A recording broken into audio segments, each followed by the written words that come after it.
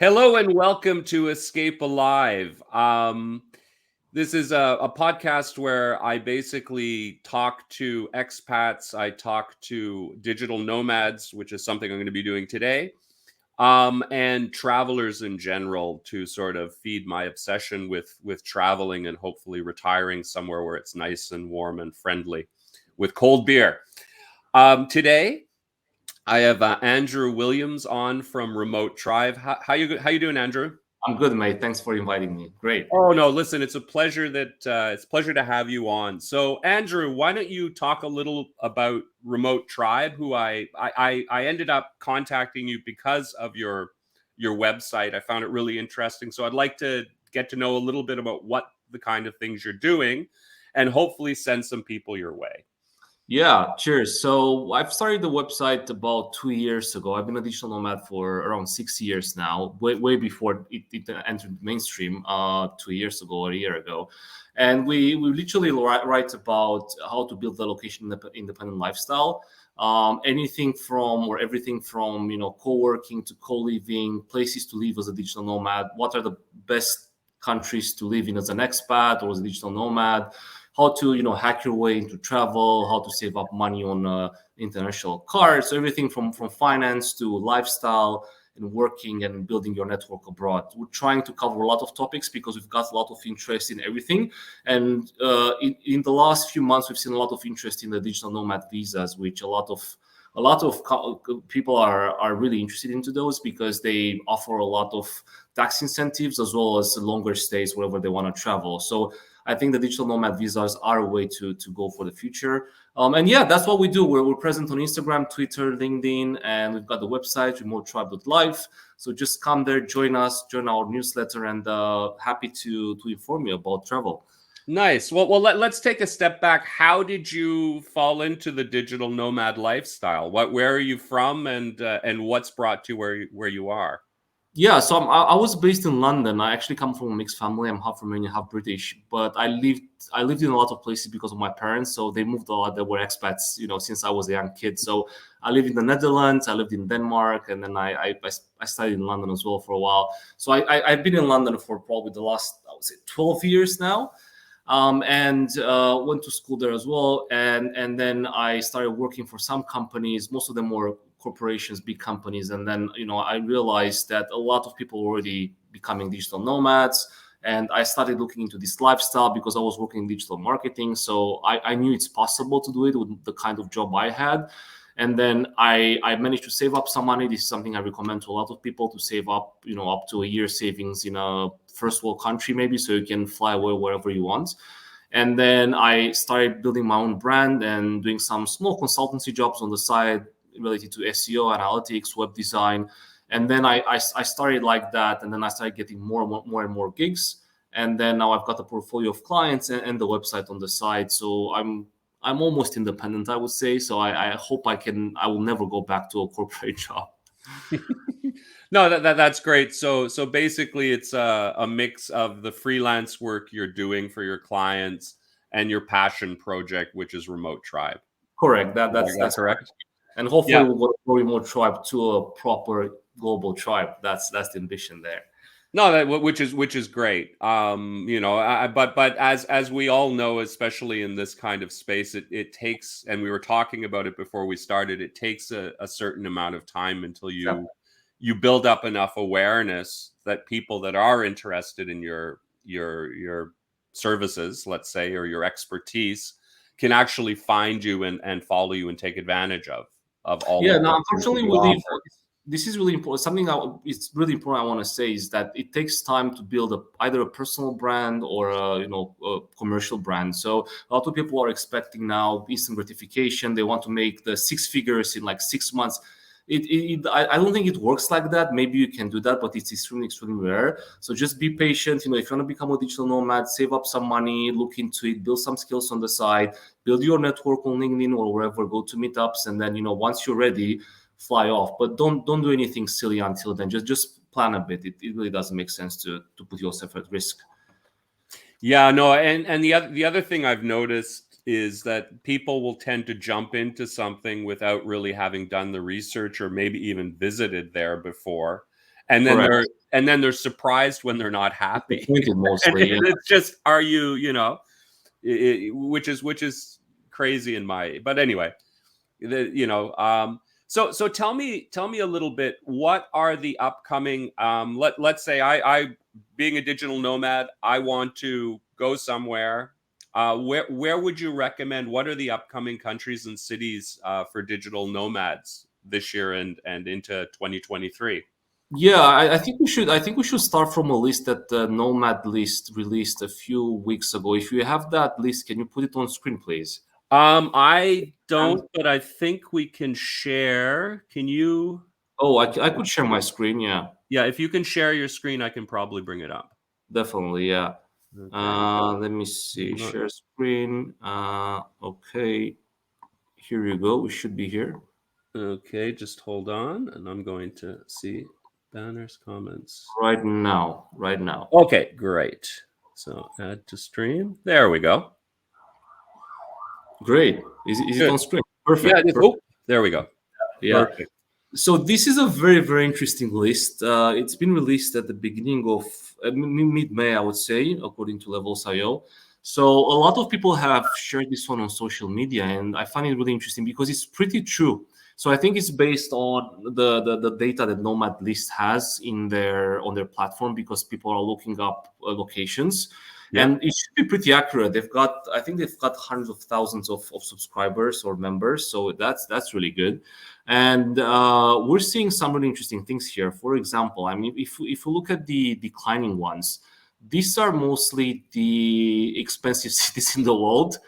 Yeah. And obviously, to live there as digital nomad is quite difficult because your income in most of the cases is not constant or very reliable. So you're going to have ups and downs, especially if you're doing freelancing or if you're setting up a business, you want to live cheap. That's the truth. Like, the different types of nomads, some of them are remote workers who actually have a full-time job and it's really well paid. That's fine. You can probably live in any of these cities, maybe except New York and I don't know, London and Tokyo, Milan Yeah. isn't very. Most of Europe is not inexpensive.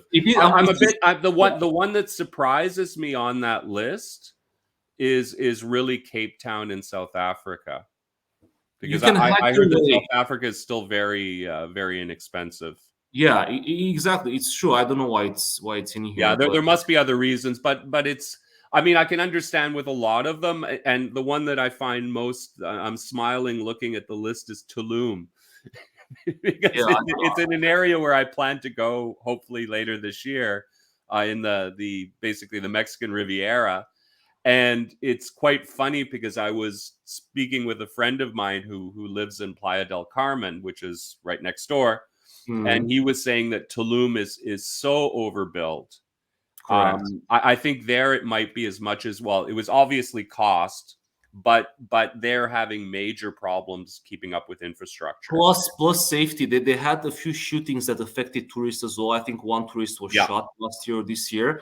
So it probably is not so safe anymore. That's another reason. Yeah. And they love playing up the violence in Mexico. Yeah. Which is crazy because comparatively it's very safe.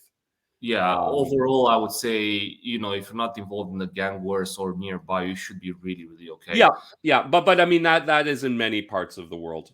Correct. It's just for some reason Mexico seems to. I think it's because it's so close to the United States. It's always it always gets more play. I find. Yeah. I've got some other explanations for other cities. For example, I think Paris has become extremely expensive. So last time when I was there was, I think 2 years ago, just before COVID, I took the Eurostar to Paris. It was crazy expensive. So if you want to rent out long term, it's extremely expensive.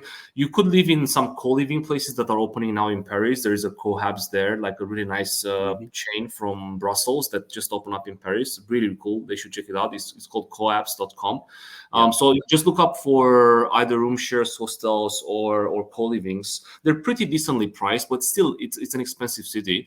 I think also Koh Samui has gotten pretty expensive and overcrowded, so that's why people want to fly away, and that's why we have here on the left-hand side in rising, we've got Koh Phangan, which is really, really uprising. I've heard a lot of people are going there, including some of my friends. Okay. So probably now it's a switch between Koh Phangan and Koh Samui. Koh Samui was really popular a few years ago. Now, which country is that? That's one of the few that I didn't recognize. There are islands in Thailand. Oh, okay. So it's part of Thailand. Gotcha. Yeah, both of them. So I think people are just switching from Koh Samui to Koh Phangan. Quite a few people in Koh Phangan already. Much cheaper accommodation, much more quiet. The community is rising there, as we can see here. And then I think for Ubud is the same thing. So I've seen some people complaining about the Airbnb prices and the villa prices in Ubud recently. Bali has got really expensive. There is a lot of demand and not so much supply. Also in Canggu, I don't know if it's on the list. It is here in Mature. So people now are fleeing Canggu and Ubud, and they're going to Uluwatu or other low-profile locations, a bit more remote in Bali. Interesting. I'm wondering as well. It's one thing. My last interview, I was speaking with a real estate expert in the Mexican Riviera, and one of the things he said to me, which struck me, is that the whole rental scene changed drastically because of all of the lockdowns and COVID. And what happened is what went from 2 or 3 days stay in a very competitive market that churned a lot. It turned into one where people were staying for 3 months, 6 months, a year. And a lot of properties that would have been rental Airbnbs were almost taken off the market. All right. So then it means there was less supply because of the long stay. Because of the longer stays. Yeah, no, I'm wondering on the chart too, how much of if there's a correlation to be made with people who found themselves stuck in countries that had very bad lockdowns and lots of restrictions. Because I mean, that's obviously you don't go to live in a foreign country to spend your time locked up in an apartment building. Yeah, it's true. In a sense, right? It's not. It doesn't improve your quality of life very much.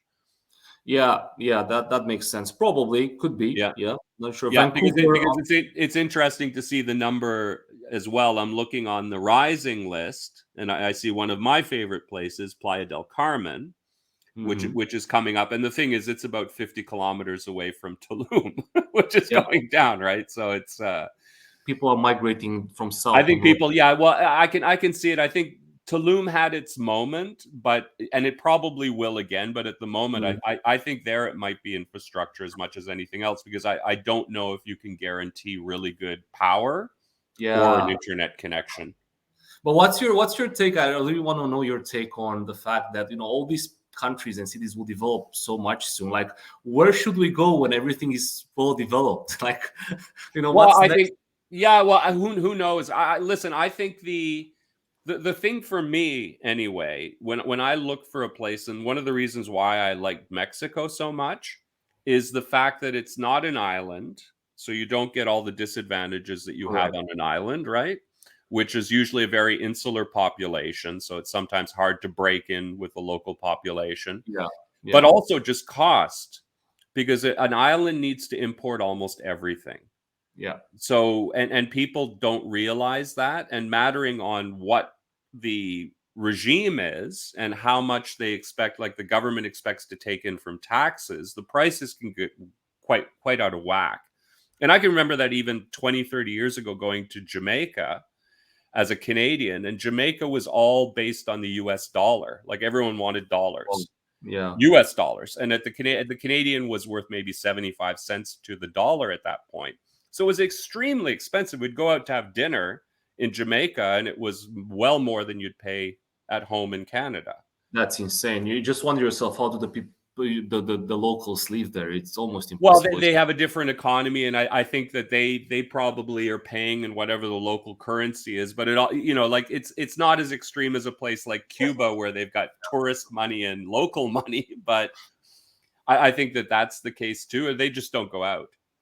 Yeah, or I got another theory. So, back in the day in the communist countries, I know this from my parents, people would exchange products. So I would assume that maybe they exchange products with their neighbors or at the market or something like that. Probably they buy more from the local markets that, tourists don't go there.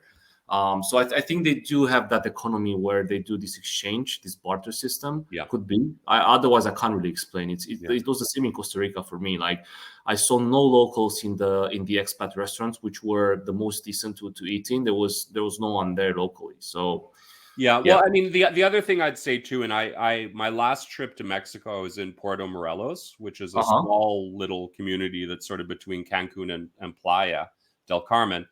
And what's interesting there, it was quite extreme because of the way the geography is. There's a beach, and then it's all surrounded by mangrove. Yeah. And then there's a town beyond where the mangrove is, sort of inland. And I stayed in the inland part, which was less expensive, obviously, than right along the beach. And what was interesting too is the prices dropped in half. Mm-hmm. you know what I mean? Outside of the, you have to be smart about that all the time. Yeah. It's the same in all these islands in Thailand, or if you go a bit outside Bangkok, for example, it gets much cheaper. If you go in other cities around Bangkok, or if you go in smaller cities in a lot of countries, it's much cheaper, or just outside. So you have to play it smart and don't just get an Airbnb in the center if you can't afford it. Yeah. Well, and the other thing is local markets. Yeah. I was shopping a lot, the little fruit and vegetable markets, and the prices dropped as well. You go into the places where no one speaks English, and you'll generally get a better price. Yeah, well, that doesn't happen in Costa Rica, where you go to the food market and everything is priced like in London or Tokyo. Right? It's just ridiculous. But is that in a supermarket, or is that in the fruit, or are they tourist fruit markets? They're tourist fruit markets. Yeah. So I haven't been to the real one. It's true. Yeah, that's one thing about Mexico, is that you're not, like, one thing I really liked about it is as a foreigner, you're not treated as a foreigner as much. Yeah, in the sense that I didn't really notice two-tiered pricing or anything like that. I mean, you'll find the more touristy areas have more tourist price. Yeah. But if you get out of the tourist areas, they're not going to charge you different because you're because you're a gringo. Let's say. Yeah. Even though I think that's what they call Americans. Cool. That's pretty cool. So have you been on the west coast of Mexico? No. Well, I'm hoping, as I was saying when I was talking to you, I'm hoping to spend most of the winter in Mexico, and I'm going to base myself, I think, in Quintana Roo, in sort of the Mexican Riviera part. But I'm hoping to be able to travel to other parts of the country. Yeah, I'm really fascinated. There's so much in Mexico, the West Coast. Exactly. But also the interior, where all of those colonial towns are. Yeah, some of those look absolutely fantastic too. And then Mexico City. I really want to visit Mexico City because I love archaeology and history. It's one of my real passions, and that is just a great place for it. So here, let's get this chart again, because I want to talk about a few of these other cities as well. So, I mean, what's your experience with any of the San Francisco is absolutely off the charts. Yeah. Well, I also heard the quality of life there has really suffered. And I'd imagine that Seattle and Portland are the same sort of thing, because they've been having a lot of unrest and protests. And then there's a lot of problems with street people and things. I mean, the same thing was happening in Toronto. And it's funny, they finally sort of stepped down against it. But the part of town I was living in, our major big park, was overtaken by the homeless at the start of the whole, sort of COVID lockdowns and things. And it got really uncomfortable. It's just like, you don't want to, you're out there trying to walk around and enjoy nature, and, and there's, and you're in the middle of a drug market.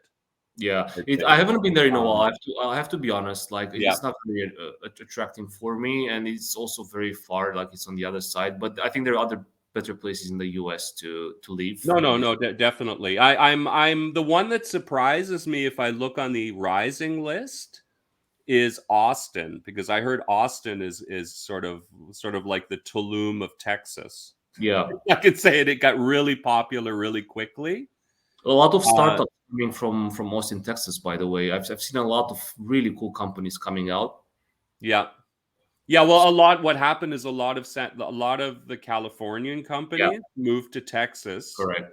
It wasn't just Elon Musk. And Austin was the big one. Well, because that's where the University of Texas is. It was always a university town. Yeah. and was always a little bit more, liberal than most of the rest of the country. I mean, that's where Willie Nelson became famous, right? Yeah, plus the land is cheaper from what I've heard, and you've Yes. got a lot of Californians moving there with a lot of money and ideas. So probably it's not going to stay in the rising for a long time. It's probably going to mature very fast, I would say. Yeah. I would almost think it's matured already. Yeah. As with Miami, because I think Miami as well, one of the big reasons was with the lockdowns, because the Florida was, I think, the most liberal of all the states. Yeah. I know a number of Canadians who were there. Oh, well, I think a lot of people from all over the world who had the opportunity and the money to move to Miami, they did already. Yeah, Yeah. and it's sort of but interesting. Budapest is I've been there. That's a beautiful city. That doesn't surprise It's me. still cheap in Europe compared to the Western countries. I've been there a few months ago Yeah, already, and I still find it cheaper. It's a beautiful city. I encourage everyone to go there, especially if they're not Europeans. I think it's a very good example of a great European city. yes. I wish you could bike more, but anyway, it's the buildings, the food, it's still cheap. It's also quite compact, Yes, which I I would like, say and it's a it's very perfect pretty. size. Yeah, Perfect size. yeah. No, it is. I spent many years in Vienna, Hmm. which is a couple of hours away, and Yeah, was there on a number of occasions. gorgeous. I actually preferred it to Prague, to be quite Yeah, honest. But the three cities are very similar. You yeah, notice they were all Habsburg cities, so they've got correct. very similar architecture. They're very beautiful Baroque cities with a real love of history. No, that's it's interesting. So I would say if I would just if I can make a Mhm. parenthesis here, I Of would course. put Budapest, Buenos Aires, Paris. I would put them in the romantic category. Like if you're looking for a romantic city, I think Buenos Aires and Budapest are really really nice, and Lisbon as well. But they're like really old school, old buildings, Yeah. old fashioned, even old fashioned people in some cases, and very very interesting experience. Yeah, and the other thing, knowing from when I was in Vienna, if you're lucky enough, a lot of the apartments, a lot of the places you'll be staying are just gorgeous apartments By with default, very yeah, high high ceilings, ceilings, and it's yeah. the light, and like coming back to Canada after living. It's like I felt like I was like the world had shrunk around me, because I was so used to living in places with like 14-foot ceilings. You Plus know, the personality, plus the history. Plus the Yeah, personality, plus every time I had been there for 10 years and I was still discovering new things. Like yeah, it's walking around the corner and you see some architectural detail you've never noticed before. Yeah, it's yeah, Buenos Aires would interest me. I've heard that it's really nice. And the other one, here we'll go back to the list again for so a second. just to stop on Buenos Aires Yes, a of bit, I think course. it's really important. So they released a news that they will release the digital nomad visa that's going to be valid for 6 months with another 6 months extension after that. So about a year of no headache stay in Argentina. We Nice. don't have the details yet, but it was an official announcement from the government, so they're actually Yeah. working on it. Really cheap because unfortunately there is really high inflation than on the local currency. So if you go with American dollars or euros, you are a king, Yeah. and you can literally live in the center in a nice studio for $200 US bucks. It's Wow. unbelievable. No, that Or is one. unbelievable.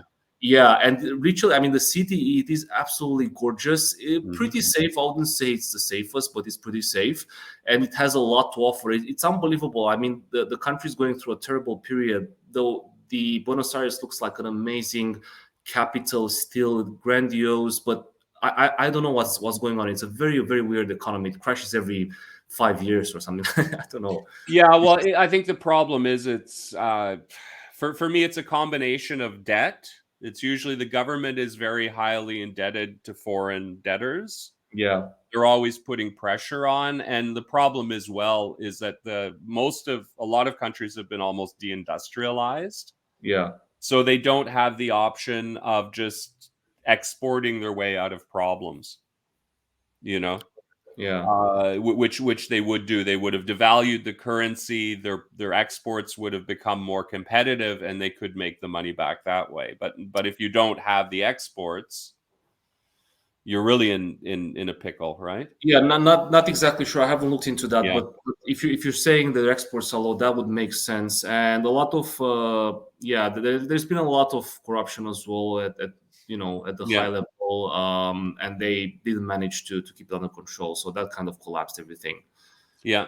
Well, two other of the rising are interesting to me, and then we're going to get, because I put a pin in the digital nomad the visas, because I want to be talking about that too. That really interests me.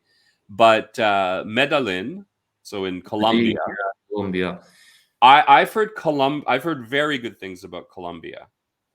Have you had a chance to visit there? Yeah, I've been in Bogota a few years ago. Not in Medellin. I've been just to Bogota and Cali. People in Cali are really friendly. It's quite a small city, but it's really friendly. It's full of friendly people. Actually, I built some friendships there.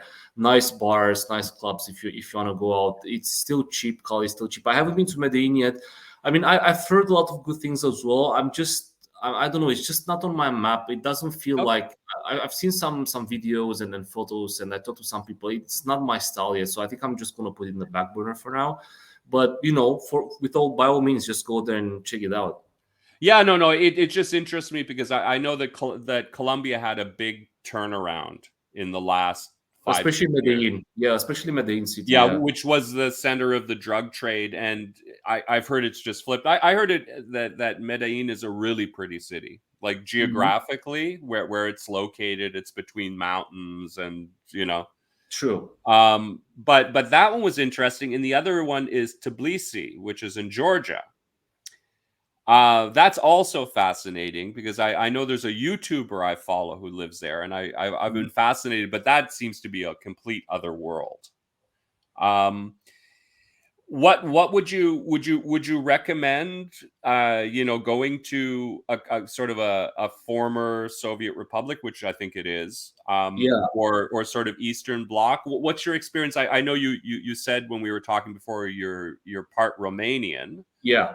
So I That's true. guess you still have a contact with Romania, and maybe talk about Romania too, because it's a pretty interesting country. Yeah, absolutely. So I definitely recommend Romania to put it on the map, especially Bucharest and the I would say the seaside cities, close to the sea at least. I mean, Bucharest is pretty accessible, but Cluj, which is in the middle and it's like the IT capital, it's gotten really expensive. So it's pretty expensive to live there now. But in Bucharest, you can still make your way with about 1,000 euros if you get an Airbnb in the center. If you eat a bit frugal, and if you go out in some specific places, you can't really spend more than 1,000, 1,200. So it's definitely much better. I've been there last year to visit some family. I mean, the city is pretty modern. You can find anything you wish. They've got better connections now with Europe. Like, you can travel anywhere in Europe. It's very modern, and it's much cheaper to live than, let's say, London or Milan or even Barcelona. I would say still half the price. So yeah, definitely check it out. Sofia, I don't think is that pretty, to be frank. I think Bucharest is a bit better. The nightlife is great. And then also in Romania, you've got Constanța, which is by the seaside, by the Black Sea. Amazing parties at the seaside between May and September. It's really warm. It's quite expensive to live, so you'll have to live around in a small village or something, or in a block of flats somewhere outside, and then just go in town and party. But yeah, definitely it's cheaper and pretty safe. I never felt in danger. Never. It's one of the safest cities in the world, probably. Not I'm in Europe. I think it's at the same level with Budapest. If you also check the stats, it's pretty good. Another town I liked, it's Krakow in Poland. I'm really surprised it's not on the list. I don't know why. Is it? It's not. Yeah. Krakow had this myth around it that it was the cheapest city in Eastern Europe. I've been there 4 years ago, and I want to go back to Poland for sure soon. So I remember the Uber was ridiculously cheap, and also the rents. The old city center is gorgeous, extremely clean. I heard it's one of the most beautiful city centers in Europe. It's one of the most intact medieval cities. Yeah. Correct. I mean, I would compare it to Budapest a bit, and even Vienna. It's not that grandiose as Vienna, but it's at the same level of tidiness, I would say. Yeah. And it is cheap to live in Krakow. Warsaw, which is on the rising list, is very industrialized. I don't think it's that fun as Krakow, and it's more expensive. It's a much bigger city too, isn't it? I think Warsaw is like 10 million people. It's like a big city.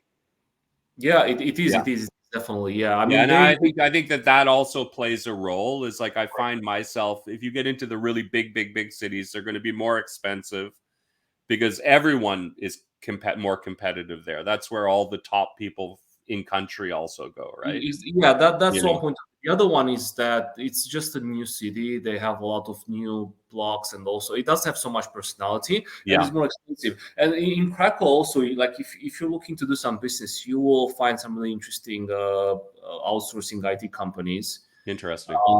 and they do development for a lot of companies in the UK, in the US. They've got a lot of agencies doing work for the West, No, basically. Yeah. great, great. So let's talk about visas now, because that's something that does interest me, and specifically with my new job, I can basically work from anywhere, which I'm really looking forward to. Yeah. And making a Canadian salary, obviously, which is nice. My big issue is going to be healthcare, because as a Canadian, the way the system works is you have to spend 6 months and 1 day Yeah. in country to maintain your healthcare. Correct. Um, so at the moment, I'm thinking of just traveling sort of just under 6 months a year to begin with, and then I'm going to see beyond that, what my options are. Yeah, I think Um, that's part. Just play it safe because I would advise you to talk to maybe an accountant or like a solicitor or something. oh yeah, no, I'm planning on doing that. I'm also really going to look into what the options are, because eventually I would like to retire and not have to maintain two households. Correct. Yeah. Is the other thing, right? Because obviously there's a cost associated with that. Yeah. Um, but yeah, so how do these sort of digital nomad visas work generally? How do countries structure them? Yeah, they're very different from country to country. Okay. So you've got a lot of visas available now. Some of them are just marketing and branding for the countries because they're not very good. Some of them are really spot on. Like I think Brazil is one of them. You need a really low income to get the visa. I think for 6 months. I don't know them by heart, but we can Yeah, yeah. definitely look. So, for example, I think for Brazil, you have to make about $1,500 a month, and you have to prove that. Or alternatively, you have to put about $18,000 in your bank account to get the visa, and I think it's for like a year, which Yeah. is great. Yeah. Usually, it takes time to process. So I know for Greece, it's about 4 weeks. Most of them process it. They say in about 4 to 6 weeks, but depending on the bureaucracy in that country, it might take longer. And it depends from country to country. So there is a great site called visadb.io where Mhm. people can go and talk to local experts. So they've got a database of solicitors, lawyers, and accountants that can help you apply for the visa. Right. And they have a small fee. Otherwise, you'll just have to look on digital nomad websites or just research the local government On their instructions their website, yeah. on their And website. what would you recommend? What would you say are the top three at the moment? You said Brazil is one. Brazil is definitely one. I think Greece is a great one for Americans, so for non-Europeans. It's quite cheap, so it's 75 euros, and you can extend it to up to a year, and you can even put your family in that. I think the spouse has to work as well. The only problem is you have to prove that you've got at least 3,500 euros a month in income. Which is quite a bit of money. I mean, Quite that's a bit about of money. $4,000 a month. You're making very good money at that point. Yeah, it's really good money. So then you wonder if it makes even sense to Yeah. to do. Maybe you can And choose and other. the other thing, have you been to Greece lately? I mean, when I was in Europe, I went every year. It was our summer holiday was to go to Greece. And then when the euro came in, so I'm aging myself a Yeah. little bit, the prices basically doubled in Greece. Uh, yeah, And it went from being a very nice, very cheap, beautiful place to actually being quite expensive. yeah, it did change a lot in not in the last 7 years, but I would say just after they joined the euro. Yeah, you're right. Yeah. So I think you need at least 2,000 euros to live in Greece, depending on the island or the location. Like Athens can be pretty expensive sometimes, and also some of the islands like Corfu, Crete, pretty expensive. Like if you want to get a render, it's close to maybe 700 euros on an island. So that's Yeah. a lot. And it's basic. Like you don't live in a palace or anything like that. No, So no, no. yeah, so you don't expect to live in Greece under 1,500 euros. I would say minimum. Mm. You can live on the continent side, maybe cheaper in smaller cities, but then I mean it's not the same. It's not as fun. So you want to live on a big island, or maybe in Athens, or just around. So yeah, so that's that. Greece is a pretty good proposal, especially for non-Europeans, but it's expensive to prove, so to say. Yeah. And what about when looking at let's say Southeast Asian countries? So Thailand, Laos, Cambodia, Yeah, Vietnam, yeah. Malaysia, Indonesia, Philippines. Yeah, so I know Thailand is probably the most forward thinking. They're working. I think they've got a professional visa now that will give you access to Thailand for 1 year with multiple entries. I think it's called the professional visa. Then there is another one for talent, which is you go there and you're highly skilled and you have to prove your skills, and I think you even have to open up a business. So it's called like a talent visa or something like that. So that's another option to go. Mhm. I don't know the conditions for the professional visa, but they're a bit hard to get. It's not that straightforward Yeah. from what I've heard. So, but it is possible to get a visa for Thailand for a year now. Bali, pretty easy to. They do not have a professional visa at the moment, or like a digital nomad visa, but they're working on one for 5 years apparently, which is absolutely great news, Wow. because that means you can come and go whenever you want, and you can literally have that as a base. We don't know the details yet. Yeah. Wow, but that's interesting. Bali is totally on my bucket list. That yeah, looks just like one of the most beautiful places in the world. yeah, it's true. Just be careful, because again, Canggu is not, now the rumors are that it's not that great. I'm going there beginning of next year, so I'm going to tell you in person.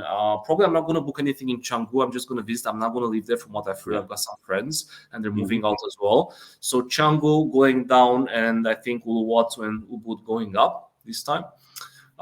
So yeah, so keep an eye on Bali. I think they're going to make an announcement soon, because the 5-year visa news, it's about a year old or 6 months old, so it should be coming anytime soon.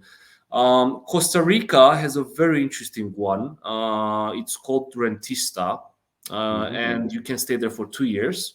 I think you have to prove also a high income. It's about 3,000 per month or 5,000 per couple, if I'm not wrong.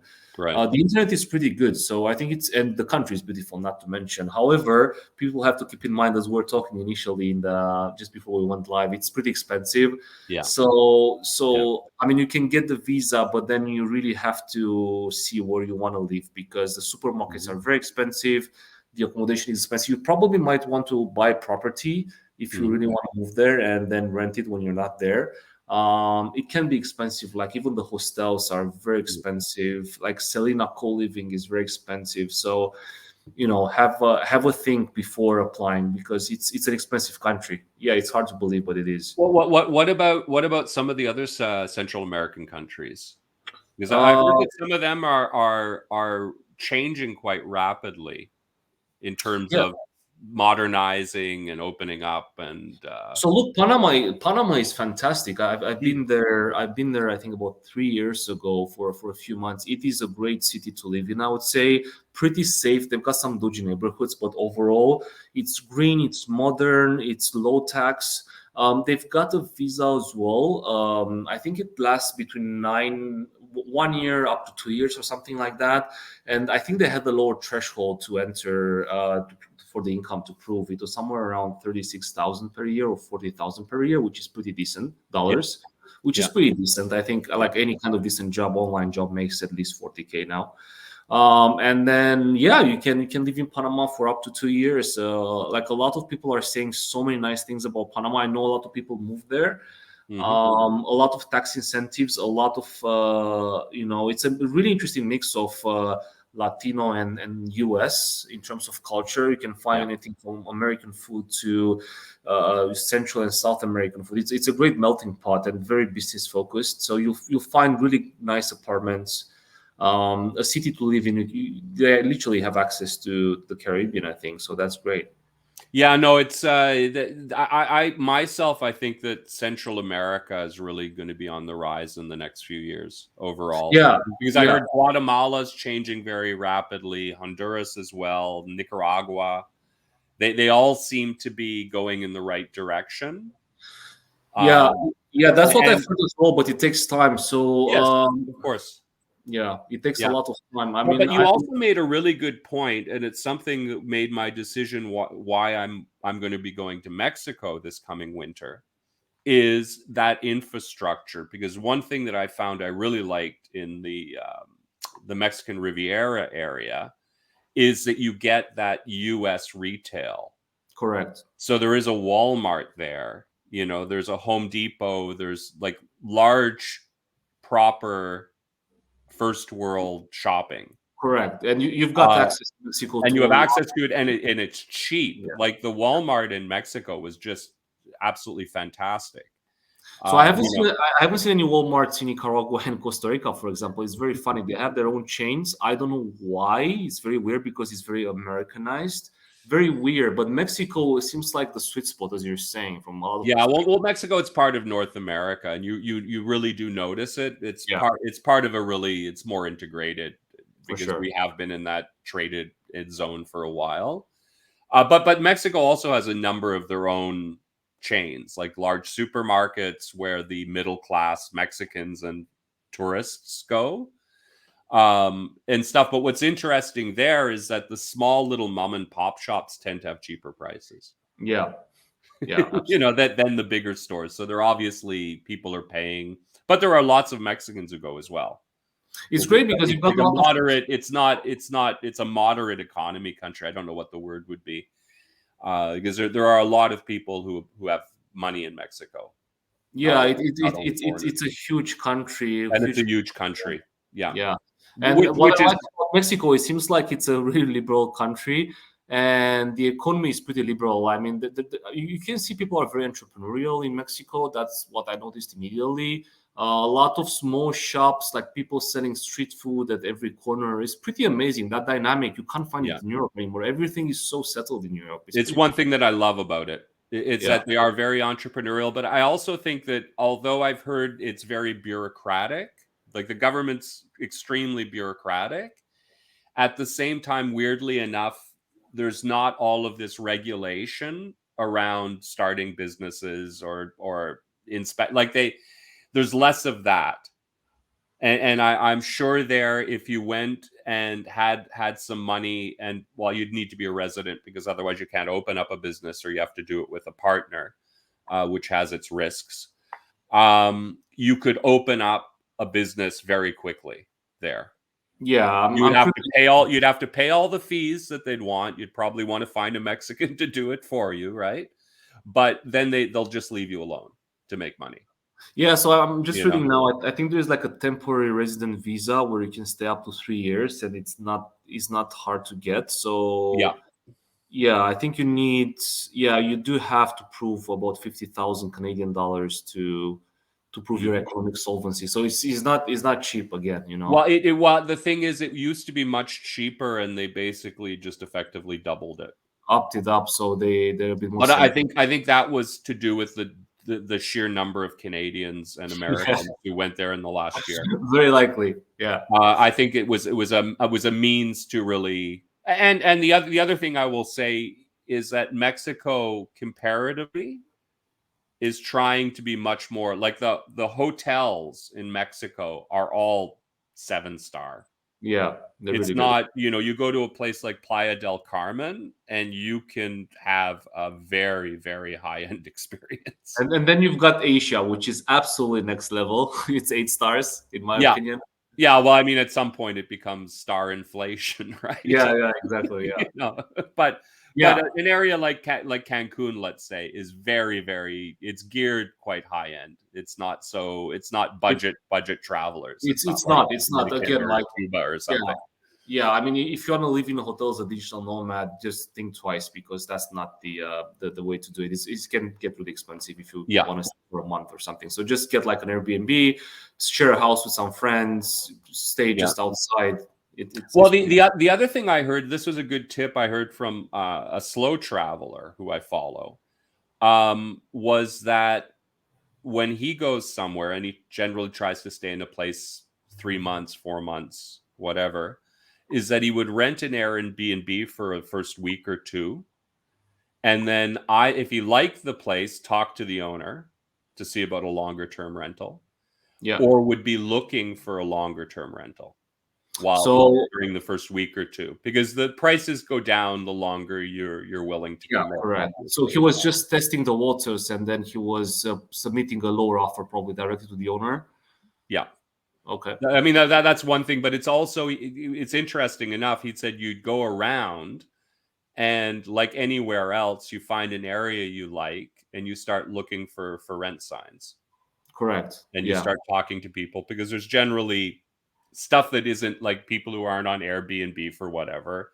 I know in Mexico, I think Airbnb has become less popular because the government has imposed basically a hotel tax.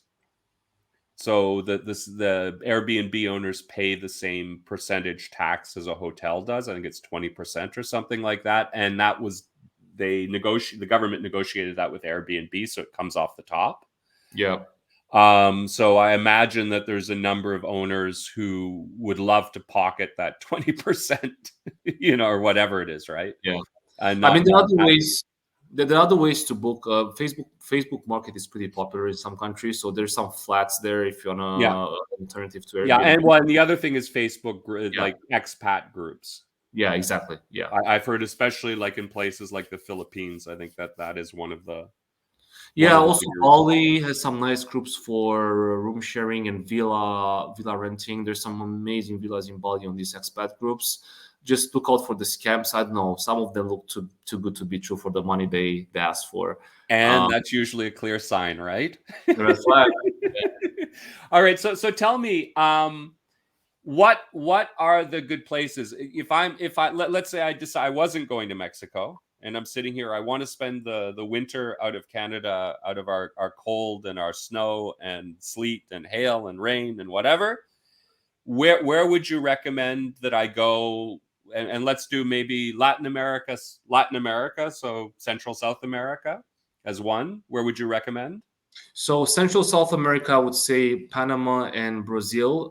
South of Brazil, maybe Florianopolis or around there in the Santa Catarina state. It's a very, very nice. They've got, I think, Curitiba. It's a beautiful colonial city and pretty safe in Brazil. So south of Brazil is pretty safe usually. Okay. Florianopolis, they've got about 40 beaches. It's amazing. Surfing town, pretty big city, pretty clean, one of the most developed in Brazil.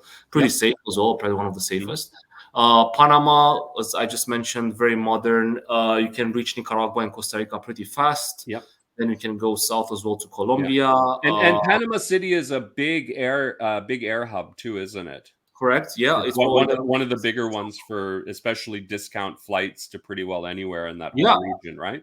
Absolutely. Yeah. So that's a good place to be. A good place to be centered out if you want to do a lot of quick trips.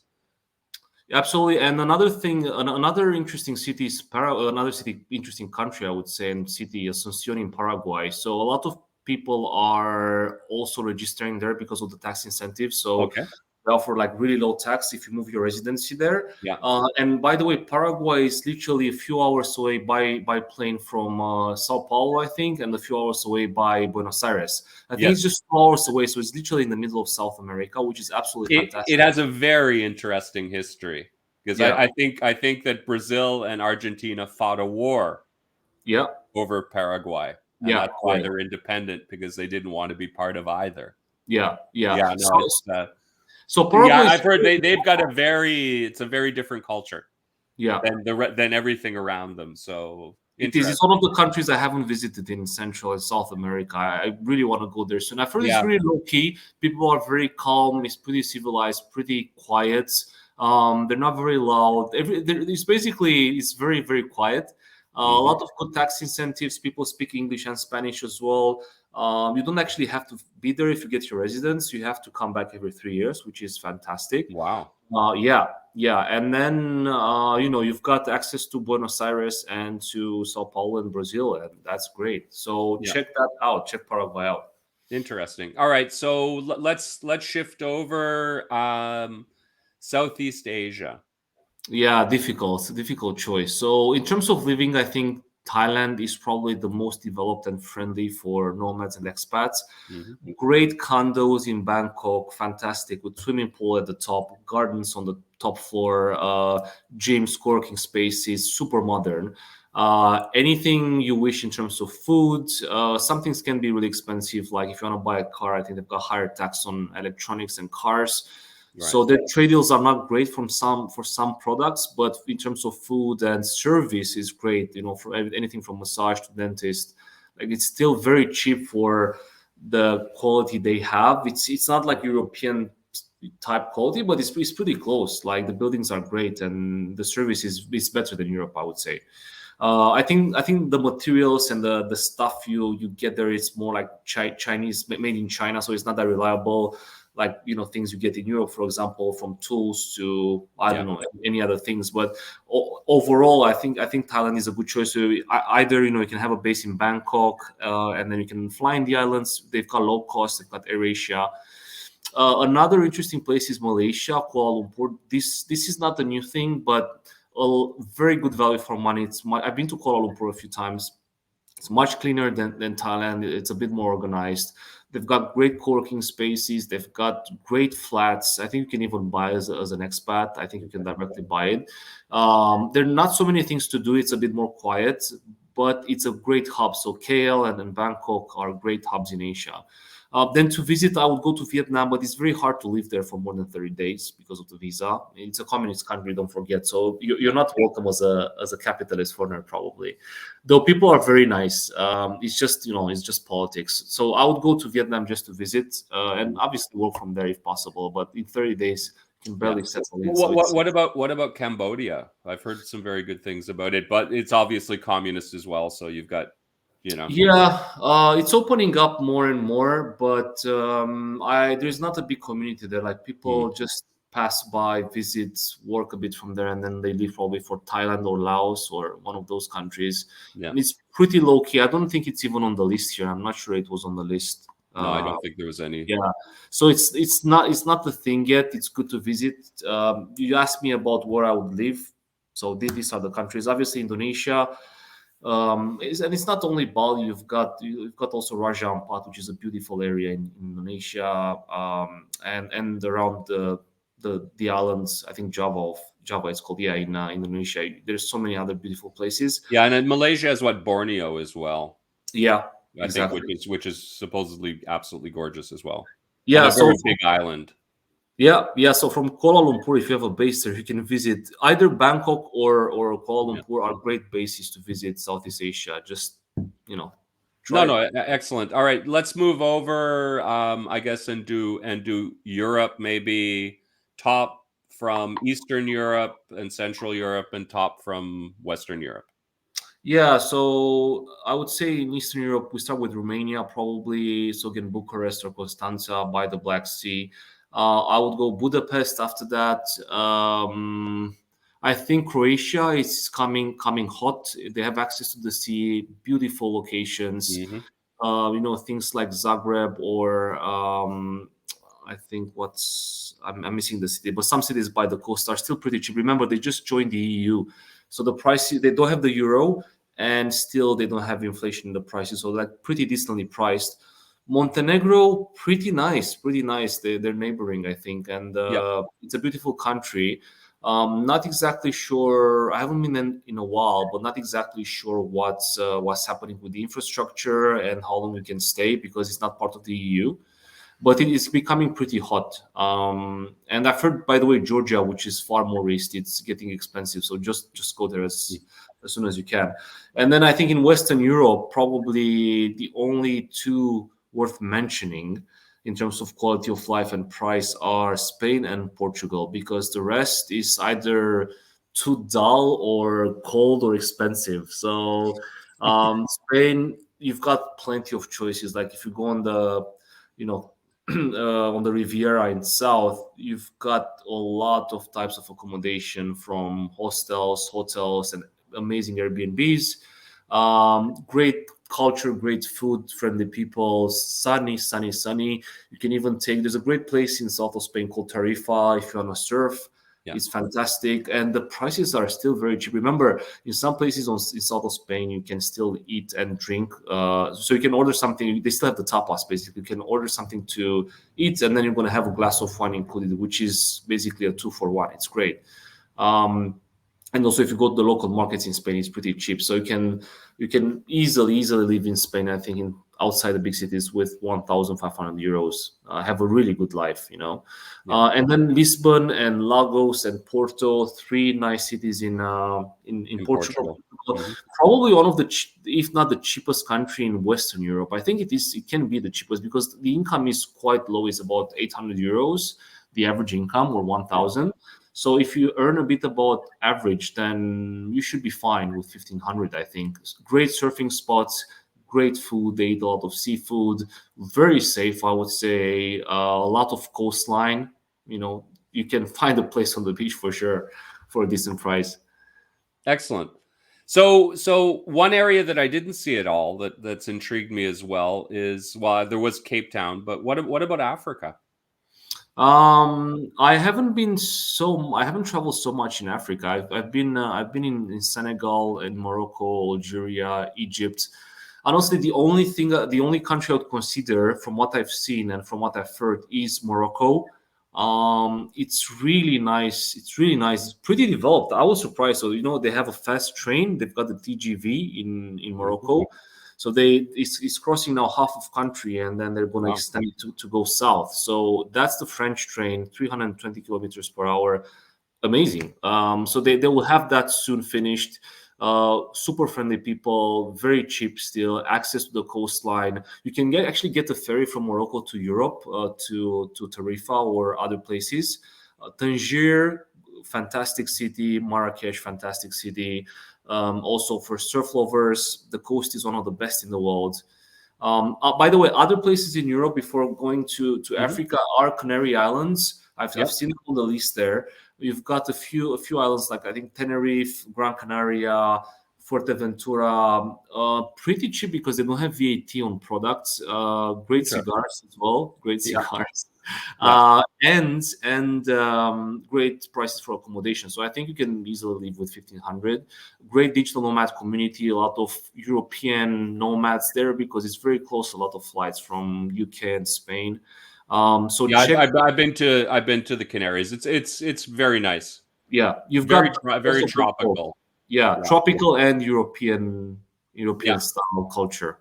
Yeah. They very almost they reminded me a lot of sort of the Caribbean.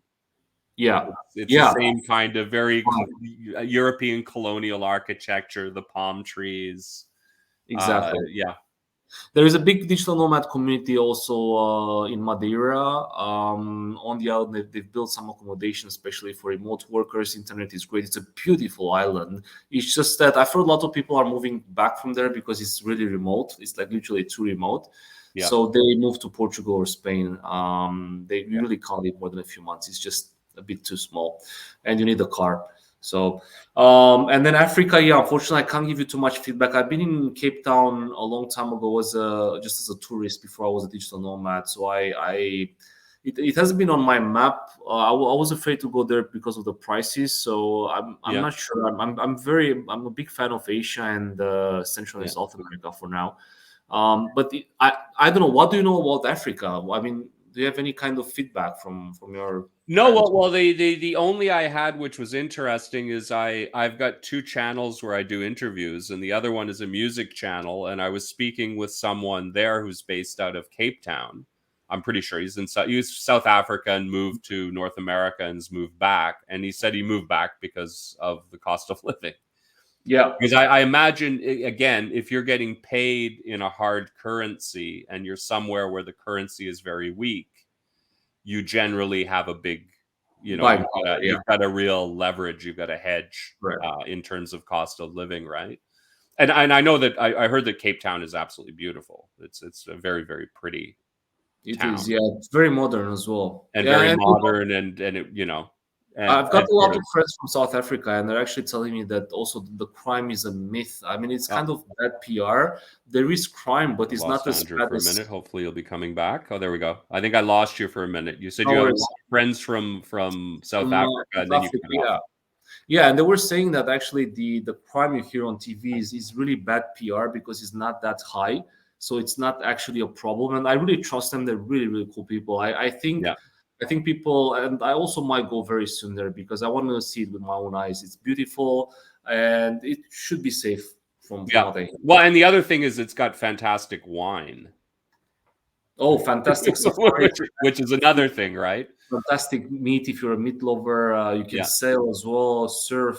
It's a great place. They speak Yeah. English everywhere, so another reason. No, interesting. So,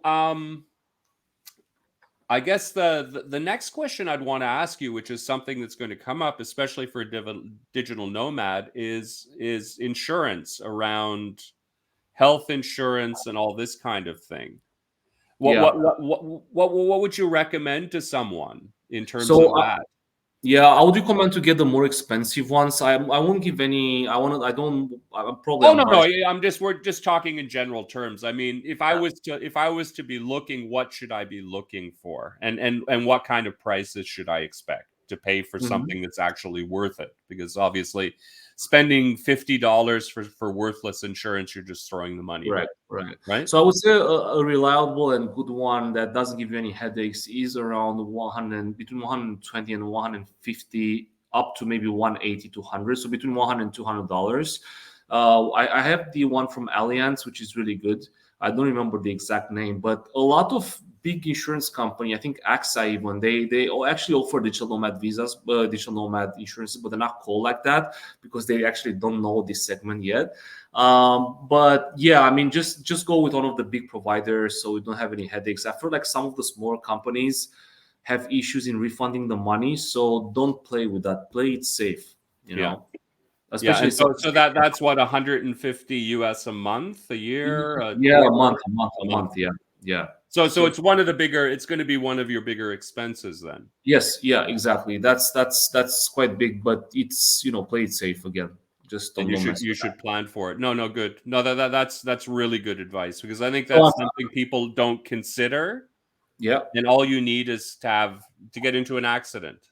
You don't even have to or be at you fault. need to you just go to the wrong restaurant and they cooked with some really bad water and then you're going to end up in the hospital. So I've heard some cases from some friends who had to be flown over from Bali to Singapore, or from I don't know, from Vietnam to Singapore to get treatment, or from India to Singapore, because either the hospitals were bad or the treatment was bad and it wasn't working. So don't mess around.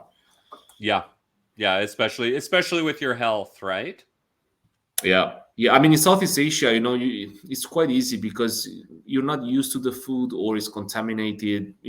Just it can happen. It happened to me in Mexico, by the way. I had some really bad indigestion from food. I don't know what happened. Probably some water. You can't drink the water in Mexico, No, no. as you It's know. all, So yeah. I probably, listen. I think the other thing too is your body is used to yeah, different microbes. correct. And Yeah, you're going to be exposed to ones that you aren't used for to, sure, for sure. and that on its own, with being in a new country, a new place, is enough sometimes. And who knows what you know what I mean? If you're exposed to them, you might be like the locals, it's no problem, and you might have a really adverse reaction, Yeah, correct. like an allergy almost, right? And I Some think there's other a accidents I've heard about, they're very common. It's scooter accidents. So people, obviously, in a lot of Southeast Asian countries, you need to ride by scooter. So it's yeah, very hectic. As a Westerner, probably not going to get used to the traffic anytime soon. So a lot of bike accidents happening, and you wanna yeah. play safe. Yeah, and listen, that's one thing that I really liked about the part of Mexico I was in, because like Playa del Carmen, you can bike around anywhere, Mhm. like bicycle, Yeah. and very walkable, very pedestrian friendly. And then they have that fantastic system of the little local buses, right? Oh yeah, yeah. The Colectivo. The Yeah, they're great. collectivos that are fantastic and so cheap. It's but you can get anywhere with them. Yeah, basically. It's like the especially on the local Riviera. transport system, and it's fantastic. But yeah, no, if you have a motorcycle specifically, I think they're dangerous no matter where you are, and especially in in those kind of circumstances, because the bikes are poorly maintained, the roads The are roads are not terrible, great. Yeah, and like you said, the traffic is insane. yeah. So it's almost worth budgeting to take taxis or whatever. But Yeah, but that's a good point too that you made. I think it was in terms of, where was it, Costa Rica, about having to own a car. yeah, Is that something people don't consider as well, is getting around? correct. I mean, And there's some countries like Costa Rica again. Like, if you want to be a digital nomad there, you either have to buy it and then sell it when you move out, or just rent it. And they're very expensive to rent, guys. Very expensive in Costa Rica. yeah, So yeah, I don't. Yeah, you need probably a good network there to get a good price. exactly. And the other thing is just the instability of gas prices right now. Yeah, They're only going to be going up. unfortunately, So yeah. it's I think of a factor we should, it's terrible to think about, For, but yeah, for it's travel and tourism, yeah, especially. I mean, for anyone and any type of yeah. circumstance, but especially for travel, because you have to travel by plane in most of the places. Then you have to rent scooters or cars. Yeah, it's not looking good, guys. No, well, I think the big thing is finding somewhere you like, and I think the point that you made, which is one that I'm probably going to look towards too, is you go for the smaller cities, the second cities, and not necessarily the big Yeah. headliner names, and Plus, you're going to have a better time, overall.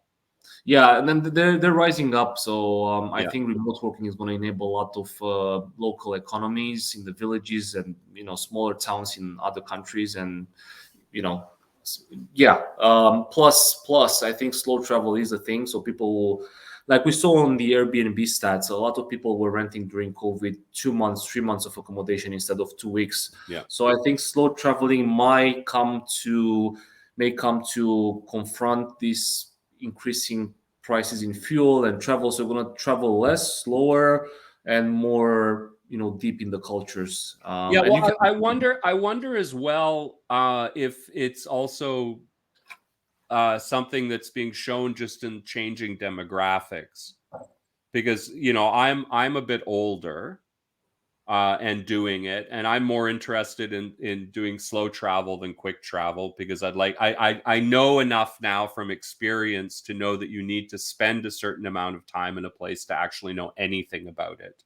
correct. 2 weeks that tells you nothing. And so that's part of it, where I cannot totally understand if you're in your early 20s and you're in the middle of sowing your wild oats, you don't want to stay anywhere more than a week or two, right? You've got Yeah, but itchy feet. maybe they'll have to. Maybe now they'll have to because Maybe they'll. they'll have to, yeah. But obviously, as you get older, your priorities change, and Sure. you're not just out looking for places with lots of nightlife. You're Yeah, correct. generally looking for other things as well. So I wonder what that. So listen, I've already had you for over an hour, so I'm going to ask one last question, and then we'll wrap up, because I know you're a very busy man from trying to schedule time with you. So tell me, how would you suggest people travel, and just generally about lifestyle trends that you've seen in terms of the remote sort of digital nomad lifestyle? Yeah, just plan a lot. I would say try to, in terms of saving up money, and you play it smart, and plan all your travels probably 6 months ahead. I know some things are impromptu, so that's fine. But Yeah. you're gonna get the best price, airline price tickets for if you buy them in time. Look for places where you've got communities like Bali. I don't know. Lisbon, and Bangkok.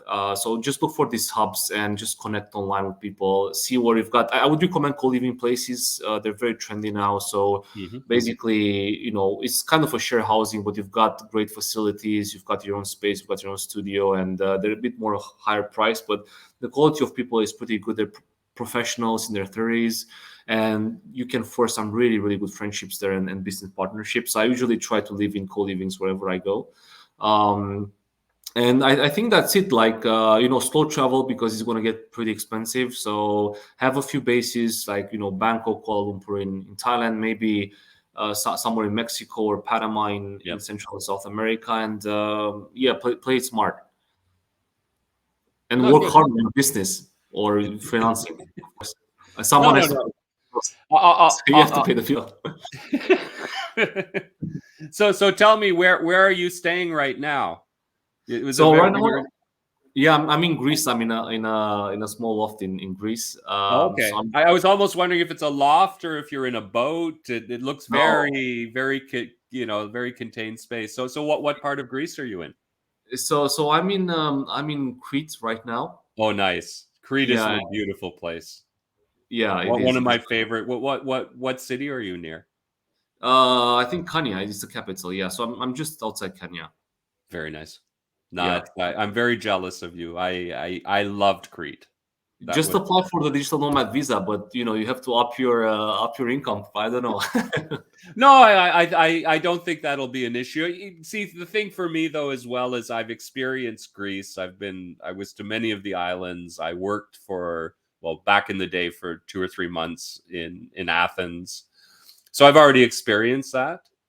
The place that I really want to visit, and I'm a little bit disappointed with how strict they were during lockdowns, Yeah, was in Southeast Asia, yeah, and that that's really scared me quite a bit because I mean you commit to go there for 6 months and then you're basically locked in your apartment for 6 months. Is not yeah, in it's the heat terrible. in the tropics is terrible. Yeah, I and staying cannot indoors. imagine that being a good, you know. Yeah. So I mean, they still have the mask mandates in Thailand inside, I think. So hopefully, I plan to go there beginning of next year and stay Hmm. for longer. So let's see. I'm keeping an eye on the situation. Yeah. Cool. So in Asia, you still have issues with the mask mandates, Yeah. unfortunately. Yeah, it was very eye-opening for me, and I think it focused me more towards sort of Mexico and Central Mexico, yeah, America because I think they were generally less strict less strict or about it. And yeah, I mean that's a big point because for me the one of the reasons why I'd like to go somewhere like that that's very nice is I want to spend more time outside. I want correct. to spend time. I want to enjoy the weather. I want to, you know what I mean? Live a lifestyle where you can spend a lot of time in shorts and wearing Yeah, I think, sandals and you're not all dressed up and it's not air conditioning all the time or heating all the time or being inside all the time. yeah, I think probably the worst place to be locked down is in the big cities by far. Yeah. But the worst place. You've got Yeah. you've got cameras all over. You've got a lot of people policing other people. It's crazy. Yeah, well, I mean that's again another I think a good so one last question. Have you found were there any countries you would not go to? And I'm speaking now I think in terms of infrastructure. Yeah, Because I would probably go for generally for second tier over top tier cities because I think the prices are better, the people are more real. I think that people are more interested in visitors as well than in big cities. It's less touristy, and I think also the people are less jaded about tourists. yeah, And but one of the concerns that I'm going to have is like with my job is it's a digital job, but I'm going to be on Zoom a lot. So I need a certain quality of internet infrastructure and also fair enough. electricity, to be quite honest, right? You don't want power failures 3 times a day.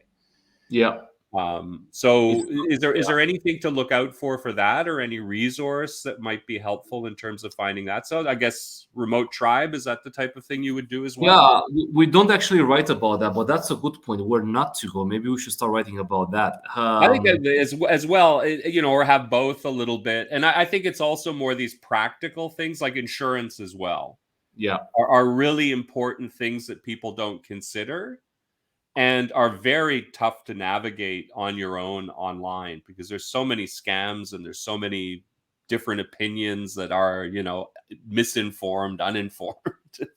yeah, So, for sure. So back to your question. I yeah. think, for example, in India, when I was traveling in India, they have a lot of power cuts. So unfortunately, it's not that reliable. So just be careful if you travel India. Maybe you want to plan it better, or maybe you don't want to work. Maybe you want to be there on holiday. I'm not sure. Yeah. Sri Lanka is again really beautiful, but they also have power cuts, and the internet is not that reliable, unfortunately. It depends on the place, but they have the power cuts everywhere. Now they also, I think, with Sri Lanka, they've had a lot of political instability. Oh yeah, I mean, I'm not even. I wouldn't recommend anyone to go there now. It's pretty. It can get pretty dangerous, and yeah, It's a pity. It's a beautiful country, probably one of my favorite countries in the world. But do not go now. Unfortunately, it is what it is. And then I would say, yeah, I mean, even Bali has issues sometimes. So, just be careful there. Well, Tulum as well, but that was the opposite problem. It was because it was growing too quickly. Yeah, that could be. And I think that might be something too when you look, especially at your. I lost you. Still there? Reason. Oh, there we go. Yeah, you're back. Yeah, sorry about that. But yeah, I think that, what was I saying? I think that in some cases, too much success can cause as many problems as too little. I know what you mean. Yeah. What else in terms of infrastructure? So again, I haven't traveled too much Africa. Like Morocco was good in terms of internet. It was great. I mean, I had 4G in the desert. Absolutely unbelievable. Yeah. Really great stuff. They've got the French networks there. And then I don't know, Egypt was really bad in terms of roads and internet. So I wouldn't recommend that. Have you, just because I thought of it at the moment, have you talked to anyone who has that Elon Musk, what is it, Starlink? No, actually, I haven't met anyone who's using it in person. No. Yeah, because I've sort of been wondering about that too, because I was figuring if that isn't that expensive per month, when you consider, I mean, it obviously matters where you're going, but it would open up a whole world of opportunity in places where there's no infrastructure. Yes. And you might be able to get really good deals in towns that are being avoided because and probably make money too, because you could become a hot spot, right? And charge people to hook up to your connection. The only problem I see with that is the community, because honestly, if you want to go in a village somewhere far away, even if life is good, like we still need people around like-minded. So yeah. But again, it's like those little mid-sized cities where there's a little bit of stuff, but it's still very unstable, and the internet hasn't really caught up yet, and whatever. But anyway, I'm always looking for different opportunities. Anyway, do you have a last word to say before I let you go? No, just thanks a lot for inviting me. I invite everyone to go on the website, subscribe to our newsletter, just keep an eye on our channels. We post a lot, and you as well. So you're doing a great job with this one. Well, great. Well, thank you. And I will make sure to get all of your information, and it'll all be down in the description. So, please, people should subscribe to your newsletter, which I'm going to do. Stay online, and we'll say our goodbyes, but let's end it here. Thank you so much. It's been a real pleasure. Likewise. Bye, everyone.